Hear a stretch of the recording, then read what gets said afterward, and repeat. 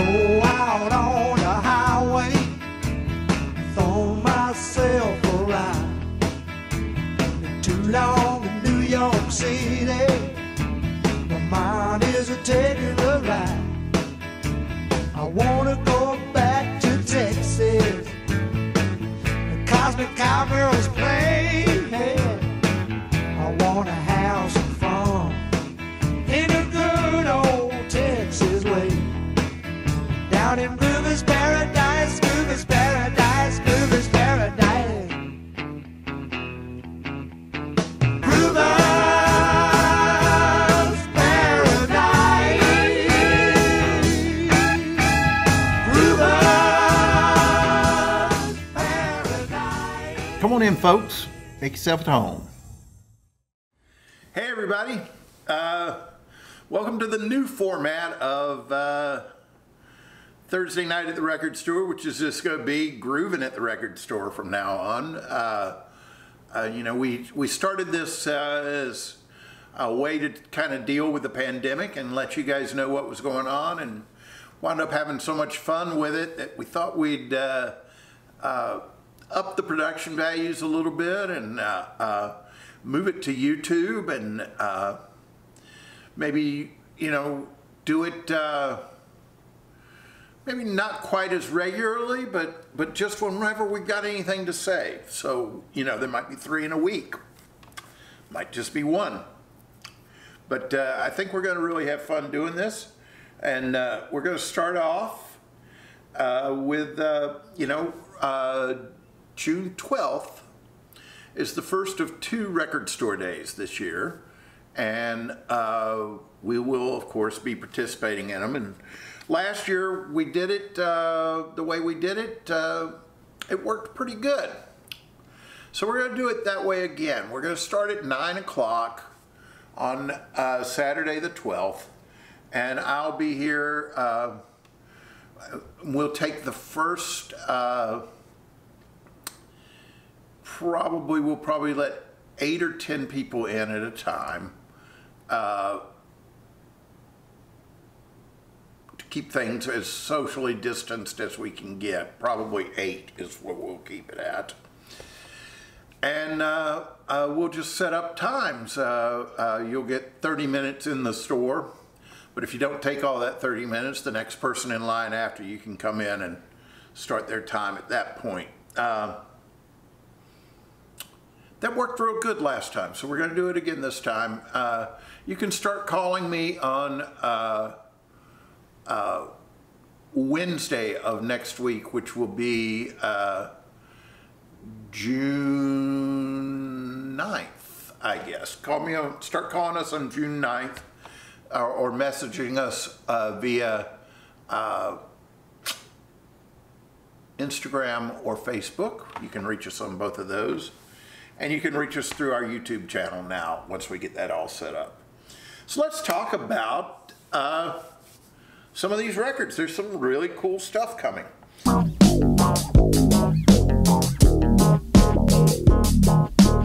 We'll start off with one of my personal favorites, Steve Wynn from the Dream Syndicate. This is a double record that covers the decade from 1995 to 2005. It's stuff that he's unreleased stuff. It's divided into 4. Each side has a theme. The first side is called Let's Rock. The second side is collaborations with other artists. The third side is home demos. And then the fourth side is called My Midnight Outtakes, which he's been kind of heading in a real psychedelic direction lately. So I'm going to guess it's got kind of that feel to it. Steve is just a guy that man, he's been making records over almost 40 years now, and they've all been really good. And he's just very prolific, and just one of those guys that he brings it every time. So I'm really looking forward to hearing this. If you're not familiar with him, this would probably be as good a place to start as any. Steve Wynn. It's called Dekād, I believe. Yeah. Anyway, record store day.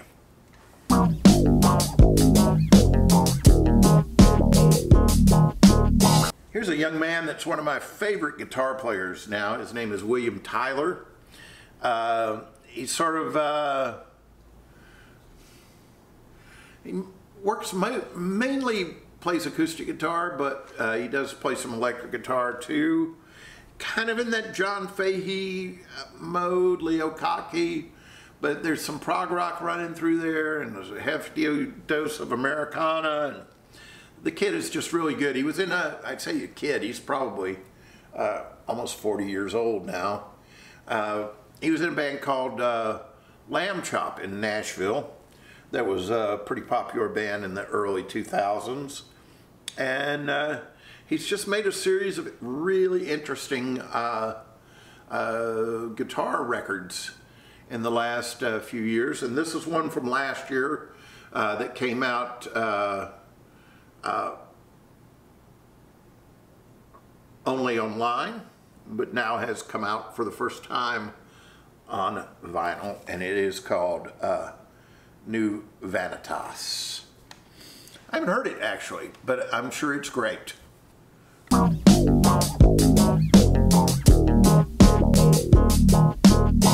This is one that I'm really excited about. This one's called Golden Gate Groove. It's the Sound of Philadelphia.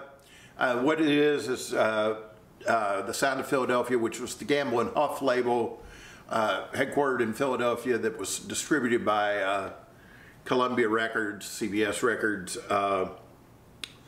At the CBS convention in 1973 in San Francisco, the Sound of Philadelphia, Philadelphia International, did a showcase, and all of their top acts at the time appeared, which would have been MFSB, which was the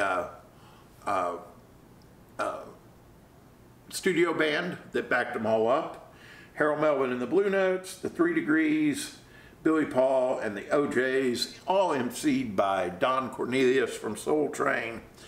All of these bands, all of these groups, at their peak of their powers, in front of an adoring crowd in 1973 with a full orchestra behind them. This is going to be great. TSOP, the Sound of Philadelphia, Golden Gate Grooves.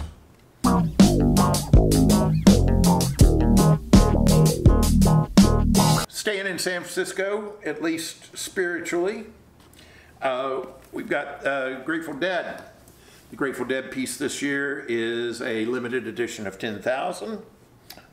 It's a show from 1972 from, where is this? The Olympia Theater in Paris, May 3rd, 1972. As most of you guys know, if you know anything about the Grateful Dead, the 1972 European tour is regarded as a real peak for the band. They were just a real sort of touring machine at that time. Mickey Hart had left the band, so they only had Bill Kreutzmann was the drummer. He sort of made the shows a little less shambolic and a little less busy. Pigpen was still touring with him, but his health was bad, so his presence on stage was limited. He would come on and off stage. So the band was becoming more of, they were getting more into the sort of American roots music that they had started to record with Working Man's Dead and American Beauty. They had a whole batch of new songs between Weir and Garcia's solo records and the songs that they had written post-American Beauty. Probably about 10 new songs that they were performing live during this tour. This is a 5-record set, I believe, or maybe 6.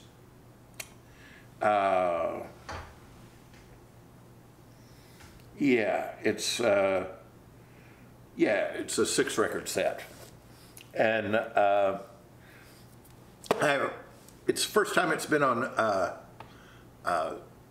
LP. I don't think I've heard this whole Paris concert. I've heard a lot of this Europe 72 stuff, and it's all great. This is really the peak of the band, and chances are you're going to want this if you're a fan.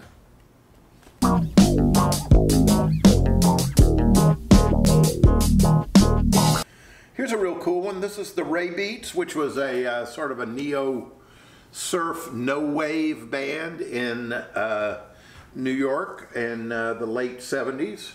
This is their collaboration with Phillip Glass. And I'm going to guess this is pretty great. Given what the Raybeats record sounded like and what Phillip Glass was doing at the time, I think that they make a great combination. I haven't heard it, but it'll be trancey and cool and minimal, and Raybeats are just a really fine band, and of course Phillip Glass, very interesting guy. This is one to check out for sure.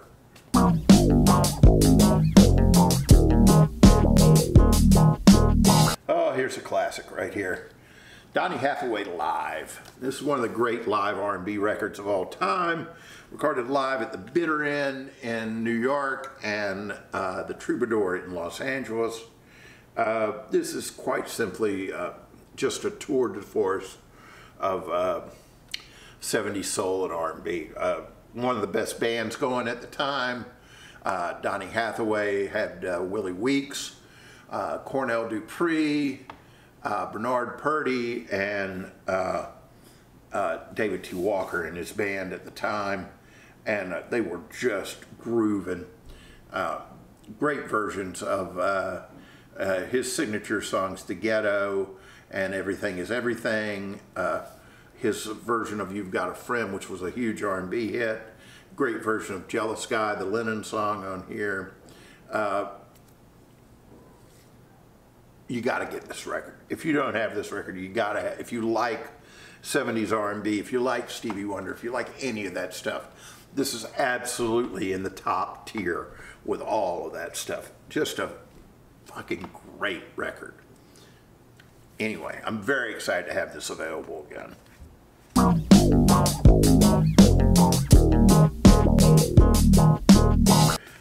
Here's some Joni Mitchell stuff. This is from the big box set of her very earliest stuff. So this goes back to like 1962 up through 67. It's a lot of radio shows, television appearances, and like that. Has some of her very earliest songs, and it also includes very early versions of The Circle Game, Both Sides Now, and Chelsea Morning. You know, Joni's finally, as she recovers from her stroke and sort of moves into elder statesman status, she's finally getting some of the recognition she deserves as you know, one of the great artists of the 20th century. And this is going back and digging into her earliest stuff. And if you're a fan, you're gonna have to have this. All previously unreleased.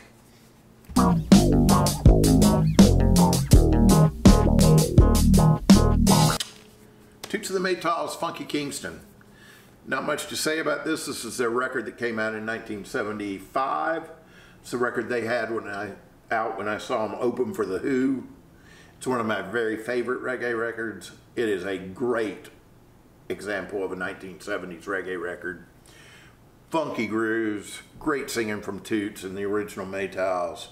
This is a great record, and it's just been made available again because Toots died. You know, that's the surest way to get your stuff re-released. Anyway, that's a great record. I highly recommend it.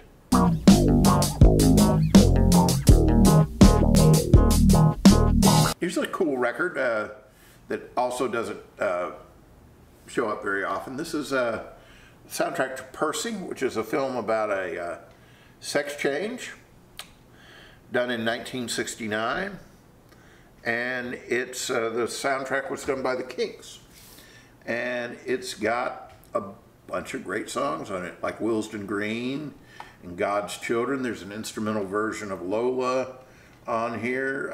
It's basically a Kinks record. It has some instrumentals on it, but it's sort of the missing Kinks record between Lola and the Power Man and Muswell Hillbillies. It's a great record. Highly recommended.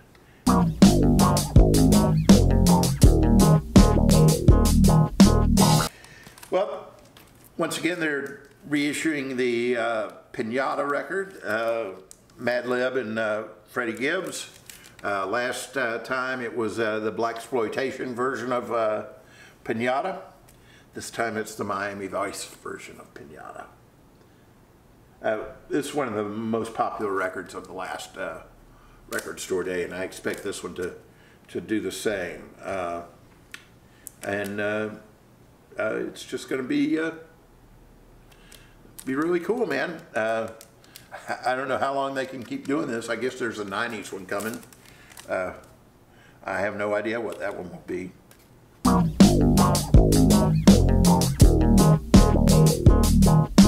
Tom Petty.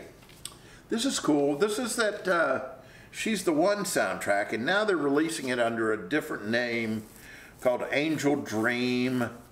It's basically the same record.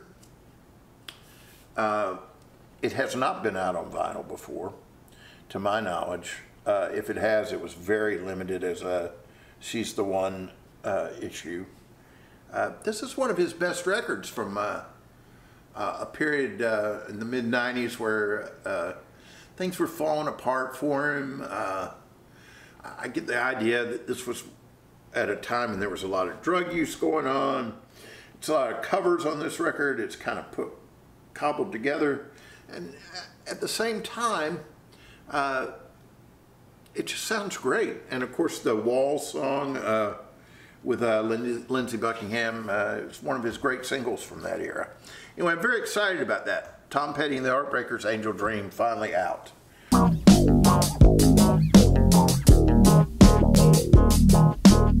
Iggy Pop, live in 1987. This is him promoting the Instinct record, which was not a particularly good record. But boy, the band was good. I saw him on this tour. They had Jane's Addiction opening up for him. So they had to there was a challenge every night laid out for them to follow that. And they were really good. I have a feeling this is going to be a really good record. And I'm hoping that it lives up to my expectations. Andy McCoy from Hanoi Rocks was the guitar player in the band. It was just a really energetic, rocking Iggy band at the time, and it's got some classics on it too.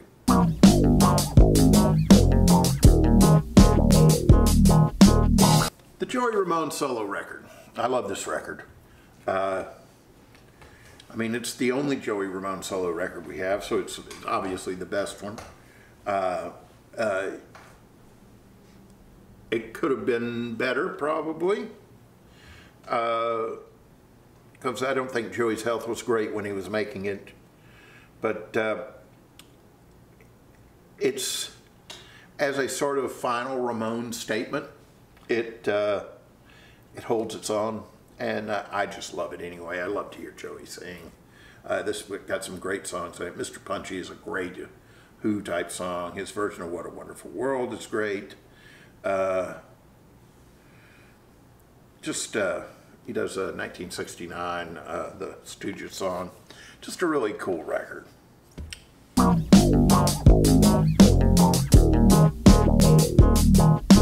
Okay, here's one that you'll be hearing a lot about. This is the Thelonious Monk, live in Palo Alto, 1968. Played a concert at a high school auditorium in 1968, and the guy that was the custodian at the high school also happened to be a jazz fan and a guy that had a fairly sophisticated recording setup. And he recorded this show of Monks in 1968, and it's extraordinary by all accounts, and it's now been reissued. It's being issued for the first time, and no one really knows who the guy was that did this. You know, it was said that he was the custodian, but nobody's really sure if that's how it all went down or not. Anyway, it's Monk, 1968, which is, he's still functioning at a very high level at that point in a high school auditorium in Palo Alto, California. It's going to be pretty fucking great.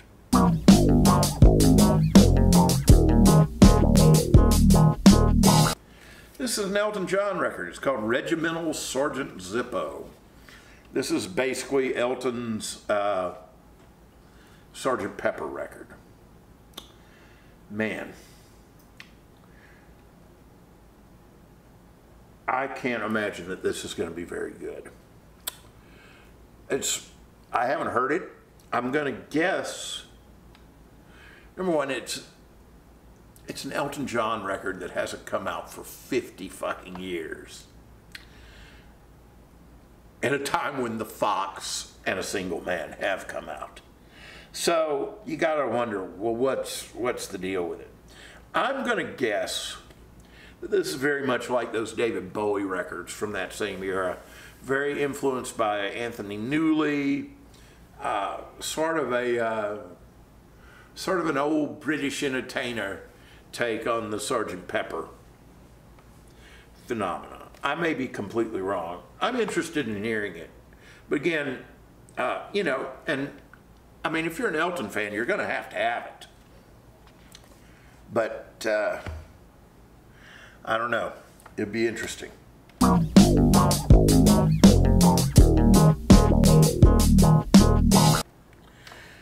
Two more left here. Here we go. Steely Dan, Two Against Nature. This was the comeback record for Steely Dan in 1999. They won the Album of the Year Grammy that year. And it was all deserved. This is a great record. It hangs with the very best of all the Steely Dan records. Got some of their greatest songs, like What a Shame About Me, and Two Against Nature, both great songs. Cousin Dupree's great song. Just really a solid record. First time it's ever been on vinyl, folks, and well worth having. This is a three-sided record, so the fourth side will just be blank.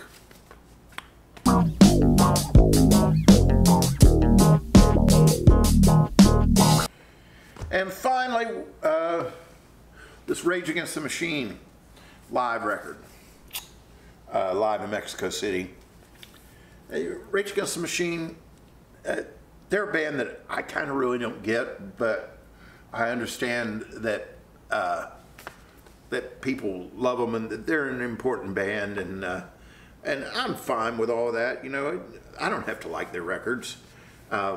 This is a live record, and that's going to be a record that captures all of what they're good at. So this is, if you're going to get one of their records, this, I would think it's one of the definitive ones to have it. It's got all their big songs on it. They were a great live act, and you know, I think that they're about to do some more tour dates. They were going to do a tour last year that got canceled via COVID, but I think they're doing some tour dates this year or next year. That's just about a quarter of what we got. It's a shit ton of stuff. They got it out early this year, and so we'll have it all. We know what we got. Just start, like I say, we'll start taking reservations on Wednesday. You can call us or leave us a message on our Instagram or Facebook. There'll be more instructions between now and then on there. Anyway, keep an eye out here on YouTube. We'll be here instead of on Facebook Live, but we'll be letting you know every time we put up a new piece. Will's going to work really hard on this and bring some production values to the fore, and I think we're going to have a lot of fun doing this. So we will see you next week, and we'll talk about some more records. See you then. Bye.